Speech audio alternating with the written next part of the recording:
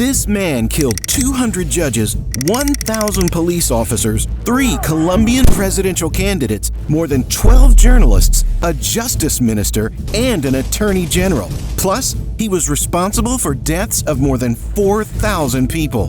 But this same man also went to a poor locality in Medellin, Colombia once and saw kids having to eat from a garbage dump. This made him burst into tears. Can you believe it? That day, he promised to build a whole neighborhood for the betterment of those poor people, which is still there today. It's called Barrio Pablo Escobar. Starting his life selling cigarettes to earn some money, later he became a billionaire selling cocaine and spent 7 years on Forbes' list of the richest people in the world. In 1992, he even made a bonfire burning $2 million just to keep his hypothermic daughter warm during the cold. Every year, 10% of the money, $2.1 billion, used to simply disappear because of rats, bad weather, or mishandling.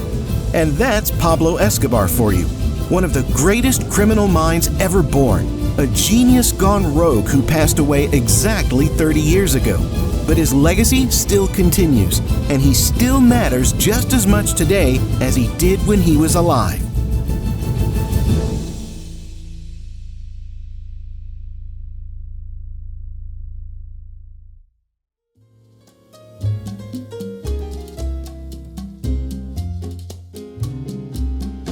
Pablo Escobar was a charismatic and ruthless Colombian drug lord who rose from humble beginnings to become the world's most powerful and feared criminal.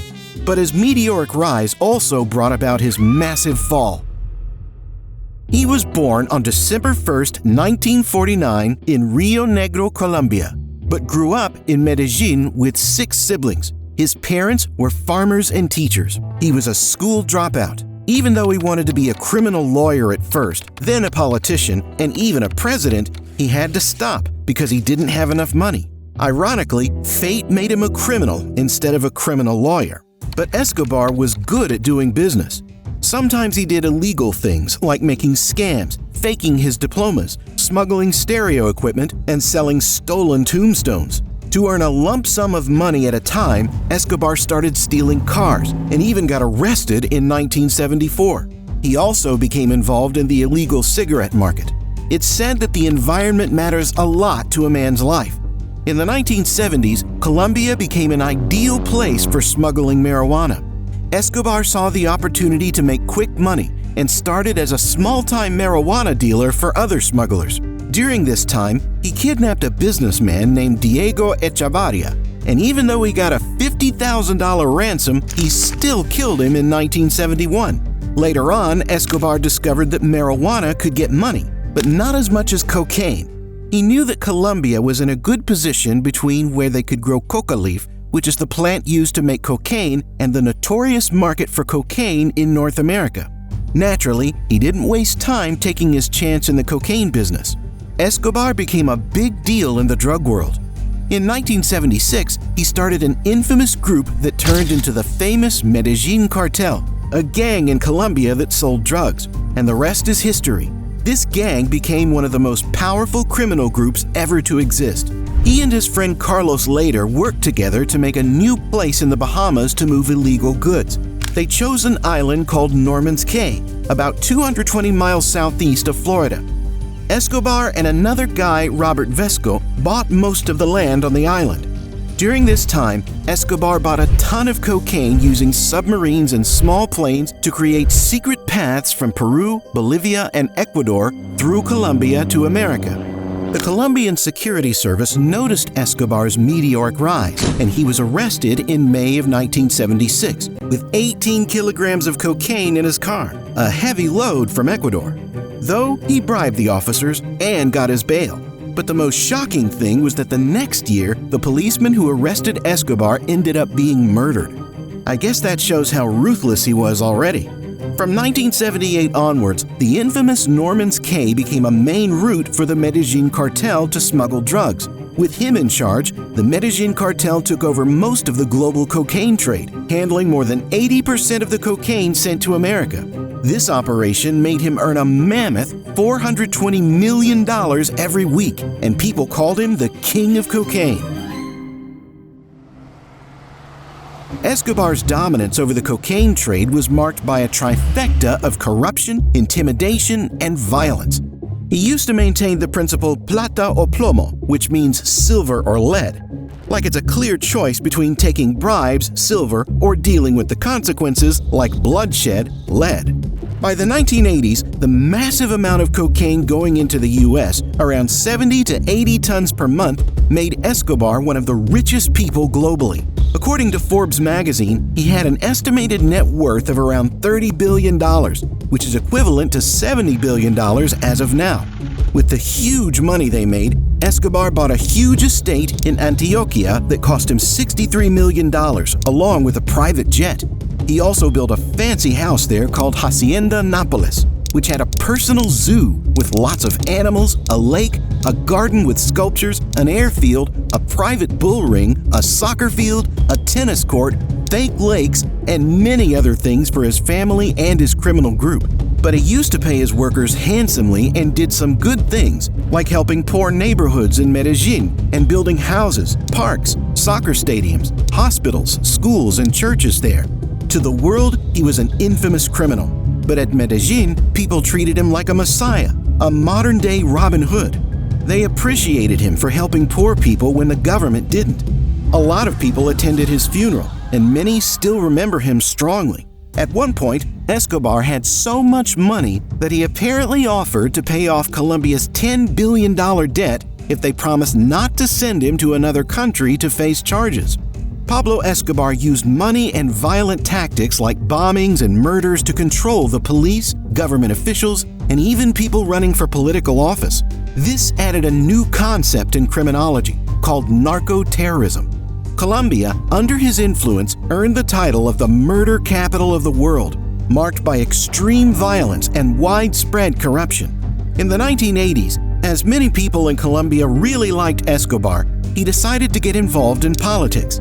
He joined the Liberal Party and became an alternate member of Congress in 1982. Being in politics gave Escobar special privileges like immunity and a diplomatic passport. However, his political career took a hit when the then Minister of Justice, Rodrigo Lara Bonilla, accused him of doing illegal things.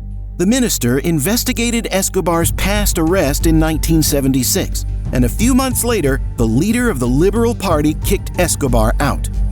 Even though Escobar tried to defend himself, a campaign to expose his crimes forced him to quit politics in January 1984. If you're worried about Rodrigo Lara Bonilla, we have news for you. A few months later, in April, he was assassinated. The Colombian and American governments kept pressuring for Escobar's arrest and extradition to the U.S., making it hard for him to continue in politics. In 1985, he asked the Colombian government if he could give up, but only if they promised not to send him to the U.S. Escobar formed Los Extraditables to resist extradition rules, preventing the Colombian Supreme Court from reviewing the constitutionality of the extradition agreement with the U.S. After they attacked the Judiciary building, resulting in the deaths of half the judges, the Supreme Court declared the 1986 extradition agreement, signed by a delegated group, completely illegal. However, Escobar's triumph over the judiciary was short-lived. The new Colombian president, Virgilio Barco Vargas, promptly renewed the extradition agreement with the U.S. Naturally, Escobar really didn't like Luis Carlos Galán, the politician who declared himself an enemy of Escobar's drug cartels, and it led to Galán getting killed in August 1989. Escobar went even further by supposedly planning the bombing of Avianca Flight 203 later that year. Unfortunately, all 107 people on the plane died. The real target was supposed to be Galán's replacement, Cesar Gaviria Trujillo, but he missed the flight and survived. Escobar's involvement in narco-terrorism, including the Avianca bombing that killed 2 Americans, pushed the U.S. for a comprehensive international campaign to destroy the Medellin cartel. The pursuit of Escobar became an unprecedented cinematic manhunt, like the search for Osama bin Laden. There's a popular story in Medellin about when the police were looking for him. Even though there were a lot of police around, he would go out in public wearing only a Popeyes shirt to greet some of the police officers. They didn't think it could be him without bodyguards. Popeye himself was really scared, but when Pablo put Popeye's hand on his chest, his heartbeat was normal. Nothing seemed to scare him. In 1991, Colombia made a rule that its people couldn't be sent to the U.S. for punishment. Even though the rule existed, Escobar suggested turning himself in and stopping his illegal activities. In return, he wanted a shorter 5-year prison term and better treatment in jail. The Colombian authorities agreed to these conditions. As a result, Escobar ended up in his own luxurious prison called La Catedral. This prison had fancy things like a soccer field, a huge dollhouse, a nightclub, a bar, a jacuzzi, a sauna, and even a waterfall. Even though there was a fair deal offered, reports came out that Escobar hurt and killed 2 people from his group at La Catedral. Because of this, the government decided to move him to a regular jail on July 22, 1992. But Escobar, using his power, found out about the plan beforehand. He escaped and started hiding, giving up his fancy lifestyle. This caused a big manhunt again across the country. The Colombian police, the U.S. government, and the Cali cartel all wanted to catch him, which eventually led to the final downfall of the Medellin cartel. After a lot of tracking and watching, Colombian special forces, with the help from the U.S., found Escobar's hiding place in Medellin on December 2, 1993. After a lot of gunfiring, eventually the authorities stormed the building, and Pablo Escobar, along with his bodyguard, died while trying to escape from the rooftop. Escobar took bullets many times, even in the head. Some people, particularly the natives of Medellin, thought he might have killed himself because he had said before that he'd prefer to be buried in Colombia rather than in an American jail. His death marked the end of an era. After Pablo Escobar died, his Medellin cartel totally fell apart, and the rival gang, the Cali cartel, took over the cocaine market until the mid-1990s. Virginia Vallejo, who used to be romantically involved with Escobar, exposed Senator Alberto Santofimio in Galan's 1989 murder, leading to Santofimio's conviction. Escobar's wife, Maria Victoria Henao, and kids, Manuela Escobar and Sebastian Marroquin, moved to Argentina, where they faced problems because people found out who they really were. They still face legal troubles, including being accused of laundering money. Sebastian sought forgiveness for his father's actions, as documented in the film Sins of My Father, and his book Pablo Escobar, My Father. Escobar's sister, Luz Maria, also tried to make amends, but his brother still heads a scam company, Escobar Incorporated. Escobar's estate, Hacienda Nápoles, is now converted into a theme park.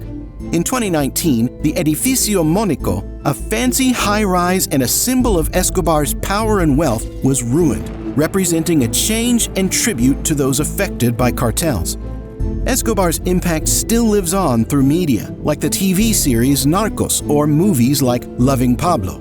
The Cali cartel ruled after him, reducing violence in Colombia but posing new challenges. But taking down Escobar was vital in the U.S.'s fight against drugs, highlighting the need for global cooperation in tackling cross-border crime. So what are your thoughts on the complex legacy of this notorious figure?